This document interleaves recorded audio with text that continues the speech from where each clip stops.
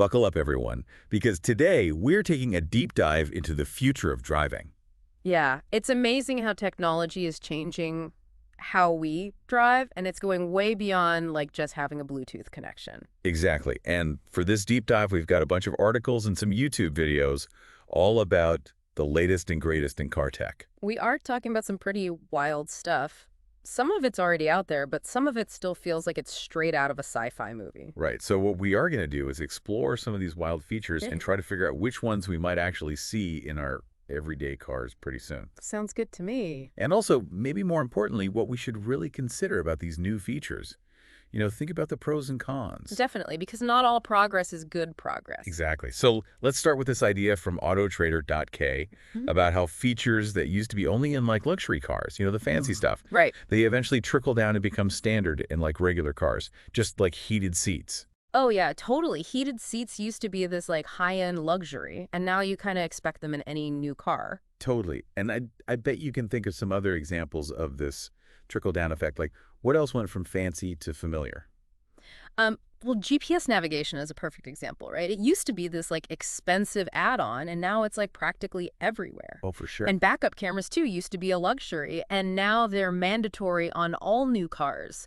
It's really a fascinating pattern, right? You see this innovation that starts at the top, and then it gradually becomes accessible to everyone. Kind of like democratization of technology, right? Yeah, exactly. So what cool features are we about to see make that jump from luxury to mainstream? Well, what about wireless EV charging? I mean, we charge our phones wirelessly, our toothbrushes, why not our cars? Right. I mean, that makes total sense. It would Mm. be so convenient. Just pull into your garage and have your car start charging automatically, no cords to plug in. Yeah. Right, exactly. It's all about convenience. And what's interesting is that the Society of Automotive Engineers, they've actually developed a standard for wireless EV charging. Wait, a standard, what does that even mean? Well, it means that all the automakers can use the same technology, so you won't need a different kind of charging pad for every different car brand. Oh, okay. So like if I have a Chevy and you have a Ford, we can both use the same charging pad. Exactly. And plus, this standard allows for charging up to 11 kilowatts, which is a pretty decent power level. So that means quicker charging times. Way quicker, especially compared to what you get with a lot of level 2 wired chargers. Okay, now that is impressive. So are you telling me I can ditch my charging cable for good? Well, not so fast. Yeah. For this to really take off, we need that infrastructure, Yeah. right? Why is it We need charging pads in homes, parking garages, workplaces, basically everywhere people park. It's going to take a while to build all that out. Exactly. And plus, not all EVs are equipped for wireless charging yet, so there's a bit of a transition period ahead. Yeah. Gotcha. So it's not like I can toss my charging cable in the trash just yet, but it's definitely something to be excited about for the future. Definitely something to look forward to. Okay, so speaking of charging, Hyundai is trying to make free mileage a thing with their solar roof technology. Oh, yeah, I've heard about that. They say you can add up to 1,200 kilometers per year to the Sonata Hybrids range just from the sun. Wow, 1,200. That's not bad, but it's important to manage those expectations. Okay, how so? Right now, these solar roofs on cars, they can only generate a limited amount of power. Oh, I see. It's more like a small boost, not your primary source of energy. So it's not like I'm going to be driving across the country on sunshine alone. Not quite. It's more about supplementing your charging, not replacing it completely. Makes sense. Yeah. It's a step in the right direction, but not a silver bullet. Right. And plus, you still need sunlight for it to work. So on cloudy days or at night, you are back to relying on your regular charging methods. Okay, so it's not a perfect solution, but it's definitely an interesting development. It is. And Hyundai's not the only company experimenting with solar either. Oh, really? Who else is doing it? Nissan actually offered a solar panel option on the Leaf way back in 2011. Can you believe that? Wow, 2011, they were ahead of the curve. They were. And Tesla plans to have solar as an option on the Cybertruck too. So this is a technology to watch for sure. Okay, noted. Now, this next one really blew my mind. Smart home integration. Oh, yeah. That's pretty cool. Like, imagine controlling your house, like the lights or the oven right from your car. I know, right? It sounds futuristic, but it's actually already here. Wait, really? Yeah, General Motors and Cadillac are partnering with Amazon Alexa to do just that. So I could, like, preheat my oven on my way home from work. Exactly. Or you could turn on the lights before you pull into the driveway or even adjust the thermostat. That is so cool. But are there any downsides to all this connectivity? Well, one thing to consider is data privacy. The more we connect our devices, the more opportunities there are for data breaches or for someone to misuse our information. That's a good point. Convenience shouldn't come at the expense of our privacy. Exactly. It's something to keep in mind as we embrace this smart home technology in our cars. Okay, next up is something that AutoTrader calls witchcraft remote parking. Oh, yeah, I've seen the videos. It's pretty wild. You literally get out of the car and it parks itself. I mean, I know it's real, but it still feels like magic. It does seem like magic, but it's really just a combination of sensors, cameras, and software. So how does it actually work? Basically, the car uses all those sensors and cameras to maneuver itself into those tight spaces without you even being behind the wheel. But is it just a cool party trick, or is there an actual practical benefit to this? It's definitely useful. Imagine you're trying to squeeze into a narrow parking spot downtown. I've been there. With remote parking, you can just get out of the car and let it do the work. No more dordings or scratches. And what about for people with mobility issues? Exactly. This could be a game changer for them. So it's not just about showing off, it's about making parking easier and more accessible for everyone. That's the idea. So which car makers are offering this feature? Quite a few, actually. BMW, Tesla, Genesis, Mercedes, and Hyundai all have some form of remote parking technology available on their vehicles. That's awesome. Okay, so let's shift gears a bit and talk about augmented reality, or AR as the cool kids call it. AR. Yeah, I'm excited to see how that's going to change driving. Me too. Yeah. But to be honest, I'm a little fuzzy on what it actually means in the context of driving. So in simple terms, AR overlays digital information onto a live video feed. Okay, I'm still not getting it. Can you give me an example? So imagine you are using your car's navigation system, right? Mm-hmm. But instead of looking at a map on a screen, you see the arrows and directions projected right onto your windshield as if they were painted on the road. Wait, so it's like the directions are floating in midair. Exactly. Yeah. And it's designed to be way more intuitive and less distracting than looking at a traditional navigation screen. That's wild. So it's like having a co-pilot who's constantly pointing you in the right direction. You could say that Mercedes is really leading the way with their MBUX system, and Cadillac has incorporated AR into their Escalade. Okay, my inner tech geek is freaking out right now. Yeah. Are there any other ways automakers are using AR? Oh, tons. Some are working on projecting this information onto heads-up displays so you don't even have to take your eyes off the road. Whoa, hold on. Imagine seeing your speed navigation directions and even warnings about potential hazards all displayed right there in your line of sight. That's the idea. It's like having a heads-up display from a fighter jet right in your car. Okay, that's next level stuff. What's next? Cars that can read our minds. Haha, maybe not mind reading just yet. Ed? But speaking of things that seem impossible, what about cameras that can make objects disappear? Invisible cars. Now you're messing with me. Not quite invisible cars, but GMC has this system that uses cameras to make a trailer look invisible. Wait, so you are towing a trailer, but you can see right through it? Exactly. Whoa, hold on. How does that even work? They basically combine the feed from your rear view camera with a camera mounted on the back of the trailer, creating this seamless view of what's behind you. So no more blind spots. Right. It's super helpful for people who tow trailers regularly because it just gives them a much clearer view of the road. So it's not actual invisibility, but it's pretty darn close. Yeah. What else can these magic cameras do? Well, Land Rover has a similar technology called transparent hood. Okay, wait, so you can see right through the hood of the car. Not through the engine itself, Mm. but cameras mounted underneath the car capture images of the terrain, and then those images are projected onto the infotainment screen. That's so cool. It's like having X-ray vision for off-roading. Exactly. It's especially helpful in challenging off-road situations where you need to see obstacles that would normally be hidden by the hood. So this is mainly for like serious off-roaders. Primarily, yes, but I could also imagine it being useful for everyday driving, too, like navigating tight parking garages or avoiding curbs. Okay, my mind is officially blown. It seems like cameras are like the secret sauce for all these incredible new driving features. Totally. Cameras are becoming the eyes of the car, and as they get even more sophisticated and cheaper, I think we are going to see them used in even more ways. I can't wait. So what's next on our technological road trip? Well, how about we talk about the evolution of cruise control? Cruise control, my old friend. But I have a feeling you're about to tell me things have gotten a lot more interesting. You bet. We've already seen adaptive cruise control, which uses sensors to adjust your speed and keep a safe distance from other cars. But General Motors is taking things a step further with their Super Cruise technology. Super Cruise. Okay, color me intrigued. What makes it so super? It combines adaptive cruise control with lane keeping assist and automated lane changes. Wait, so it could basically handle highway driving on its own? Almost, but it's important to note that it's still classified as a level 2 driver assistance feature, so the driver still needs to be attentive and ready to take control if needed. Gotcha. So it's not fully autonomous driving, but it sounds like a pretty big step in that direction. Exactly, and other automakers are developing their own advanced cruise control systems too. Like who? Well, Genesis has a system that learns your driving style and can actually mimic it when you are using adaptive cruise control. Wait, so it's like having a digital twin that can drive for you. Yeah. That was both fascinating and a little bit creepy. I know, right? But it's a pretty cool way to personalize the driving experience. Okay, enough about cruise control for now. Yeah. Let's talk about location-based alerts and automation. Oh, yeah. This is where GPS data gets really interesting. How so? Some cars can now use GPS to detect when they are entering a school zone and automatically slow down. That's a great idea. It's like a built-in safety net for drivers. And BMW has this system where you can program the car to do certain things at specific locations. Like what? Like you could set your car to automatically lower the windows when you approach a toll booth or open the garage door when you pull into your driveway. That's awesome. It's like the car's anticipating your needs. Exactly. It's all about making driving more convenient and seamless. Okay, so location-based automation is pretty cool. But are there any downsides to this technology?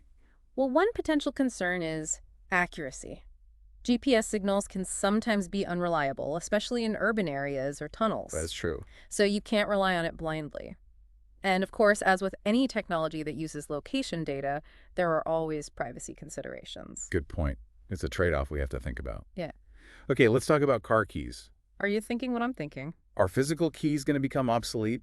It's definitely a possibility. Digital keys are getting more sophisticated and secure, using Bluetooth and NFC to let your smartphone or smartwatch act as your car key. So you could just tap your phone on the door handle and it unlocks. Exactly. But what happens if your phone battery dies? Some systems use NFC, which works even if your phone is dead. Oh, that's good to know. And of course, you can always keep a physical key as a backup. Right, that makes sense. Yeah. So which car companies are on board with this digital key revolution? Well, BMW was an early adopter of Apple's digital key, and Hyundai has its own system for Android devices. So it's happening. It's happening. Yeah. Our phones are becoming the central hub for so many parts of our lives, including our cars. It's amazing. Okay, but before we get too carried away with digital keys, let's switch gears and talk about some big news in the auto industry. The potential merger between Honda and Nissan. This is a big deal. It could really shake things up. Yeah, I mean, we are talking about two of the biggest car companies in the world merging. Exactly. The talk started in December 2024, and the goal is to create a single holding company. So why are they doing this? Well, Nissan has been struggling a bit financially, and merging with Honda could give them the resources and stability they need. Makes sense. And what about for Honda? It could give them access to Nissan's expertise in electric vehicles and SUVs. A win-win situation? Potentially, but there are some complications. Apparently, Honda wants to make Nissan a subsidiary, but Nissan's leadership isn't happy about that. So it's not just about joining forces, it's about who is in control. Right, and that's where things get tricky. So what's the latest? They are still in talks, but it's not clear if they can overcome this power struggle. If the merger does go through, it would create the world's third largest automaker behind Toyota and Volkswagen. Wow, that would be huge. It would be a massive shift in the industry. Okay, so we will have to keep an eye on that story. Yeah. Now let's talk about some of the challenges of having all this new tech in our cars. There's this YouTube video about problems with Volkswagen's driver assistance systems. Oh, yeah, I saw that one. It focuses on the Volkswagen Arteon, which has a lot of those semi-autonomous features. Right. So what happened? Well, the guy who made the video was having all sorts of problems with those systems getting error messages and stuff. Like what kind of error messages? It was saying there was something wrong with the adaptive cruise control and the lane assist. Oh, that's not good. So he took the car to the dealership, and it turned out there was a faulty radar sensor. So it was a hardware problem. Yeah, and it could have been an expensive fix. Luckily, it was still under warranty. But what if it wasn't? He said it could have cost thousands of dollars. Ouch. That's a hefty price to pay for a sensor. This makes me wonder about the long-term costs of owning a car with all this complex technology. It's a valid concern. You know, as we rely more and more on these systems, we need to be aware that repairs could get pretty pricey. That's a good point. It's something to factor in when you're deciding how much tech you want in your car. Absolutely. You have to weigh the benefits against the potential downsides. Okay, well, let's move on to another YouTube video about the Volkswagen Arteon. This one takes a more positive view of the car's semi-autonomous features. I think I know the one you were talking about. It's the one with the kind of poetic narration, right? Yes, it's like a car review meets slam poetry. Haha, exactly. So tell me more about it. What does the video say about the benefits of semi-autonomous driving? It talks about how these features can make driving less stressful and safer. Like adaptive cruise control can help you avoid getting fatigued on long drives, and lane assist can keep you from drifting out of your lane if you get distracted. That all makes sense. Yeah. But I'm guessing there are some downsides too, right? Of course. The video also warns against becoming too reliant on these systems. Like becoming complacent. Exactly. The driver still needs to stay engaged and not just assume the car can handle everything. It's all about finding that balance, right? Right. Enjoying the benefits of the technology, but not letting it take over completely. Okay, so for our final topic today, let's talk about something that's been making headlines lately. All these unsold new cars piling up at dealerships. Yeah, it's a pretty wild phenomenon, right? It seems counterintuitive.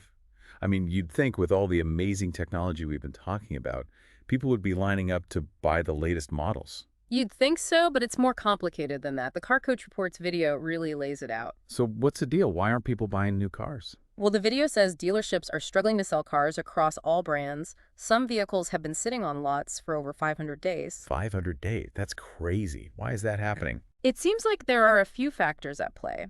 One is the after effects of those supply chain disruptions we talked about earlier. Right. That created a shortage of new cars for a while, which drove up prices. So simple supply and demand. Exactly.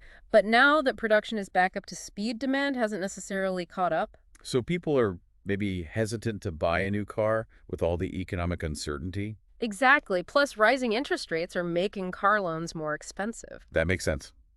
The video also mentioned that some dealers are being forced to take cars they don't even want. Right. To get those popular models that people are actually buying, dealerships sometimes have to agree to take a certain number of less popular models, too. That's tough. So what happens to all those unsold cars? Well, dealerships eventually need to find a way to move them. They might offer big discounts, use the cars as demos or loaners, or even sell them at a loss. It's a tough situation for dealerships. It is. They are caught between trying to meet customer demand, manage their inventory, and stay profitable in a market that's changing really fast. Okay, so we've covered a lot of ground in this first part of our deep dive into the future of driving. We've seen some truly mind-blowing technology, but we've also talked about some of the challenges and complexities that come with it. Absolutely. It's an exciting time to be a car enthusiast, but it's also a time to be thoughtful and informed. Right. We need to embrace the possibilities, but also be aware of the potential downsides and make sure that technology is serving us, not the other way around. Couldn't have said it better myself. So stay tuned for part 2, where we'll delve you deeper into some of these trends and talk about what they mean for the future of driving. We'll explore the potential benefits and drawbacks of these advancements and discuss what drivers can do to stay ahead of the curve in this rapidly changing landscape. Buckle up and we'll see you in part 2. And you know what all those unsold cars mean, right? What's that? Some pretty sweet deals for car buyers. Okay, tell me more. Dealers are really motivated to get those cars off their lots, especially the ones that have been sitting there for a while. So don't be afraid to negotiate. So what kind of deals are we talking about? You can ask about loyalty discounts if you are a returning customer, or conquest incentives if you're switching from another brand. Oh, that's smart. You could easily knock a few hundred or even a couple $1,000s off the sticker price. So knowledge is power when it comes to buying a car. Absolutely. The more informed you are, the better deals you can find. Yeah. And here's another tip. Okay, I'm listening. Don't rule out demo models. Oh, yeah, those cars they use for test drives. Exactly. Dealerships need to sell those eventually, and you can often get a gently used car with really low mileage at a great price. I've always been a little hesitant about demo models, but if it means saving a bunch of money, maybe I should reconsider. I think it's worth considering. Just make sure you get a vehicle history report and have a mechanic check it out to make sure it's in good shape. Okay, good advice. So this whole situation with all the unsold cars, it's actually a good thing for buyers. It can be if you know how to play the game. Do your research, know what you want, and be prepared to negotiate? Okay, so we've talked about a lot of cool tech, but also some potential downsides like expensive repairs and the risk of becoming too reliant on automation.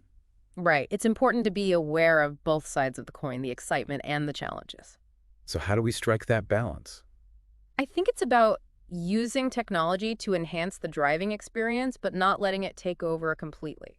So still being engaged and aware, even when the car is doing some of the driving for us. Exactly. We need to be the ones in control, not the technology. Okay, so let's recap some of the key takeaways that really stood out to me. First, this whole idea that luxury features eventually become mainstream is fascinating. It is, right?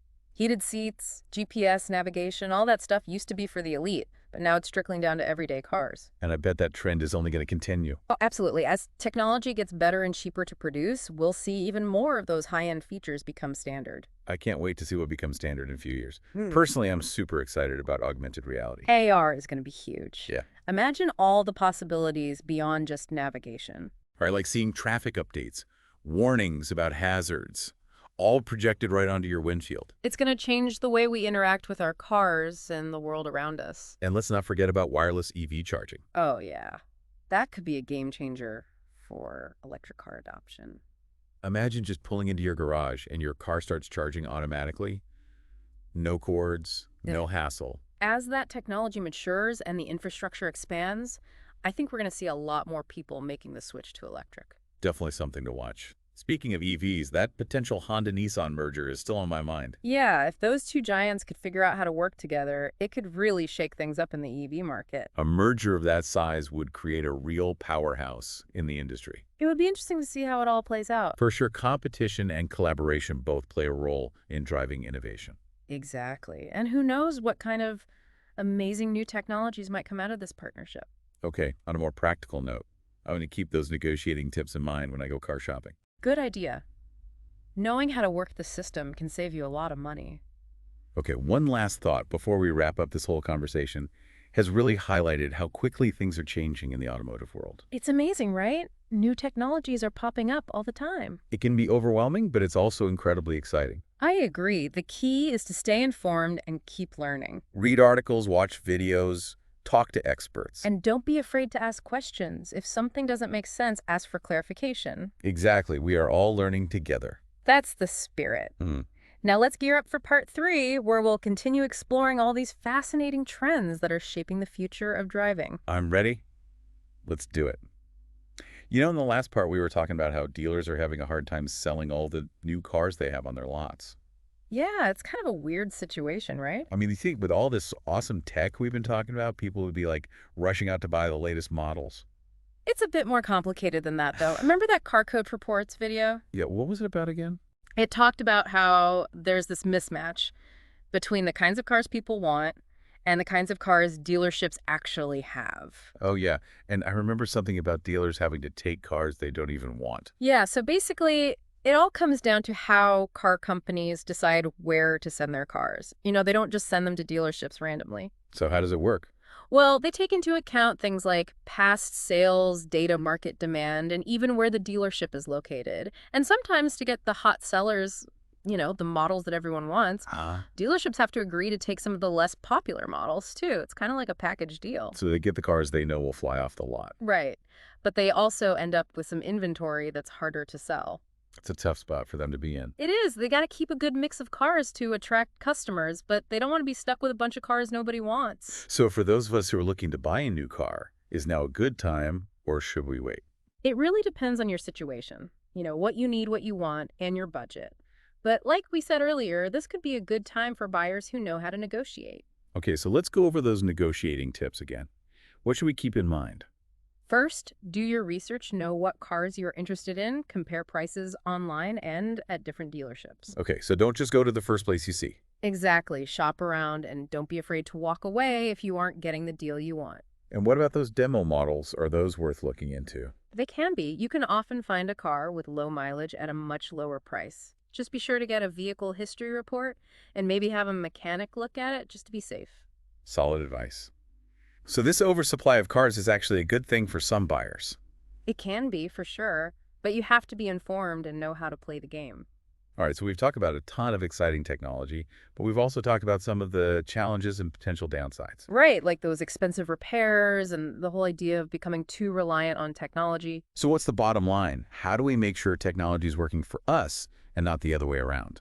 I think it's about using technology to make driving better and safer, but also remembering that we are the ones in control. We can't just hand over the wheel to the computers. Exactly. We still need to be engaged and aware and make sure we're making the decisions, not just letting the car make them for us.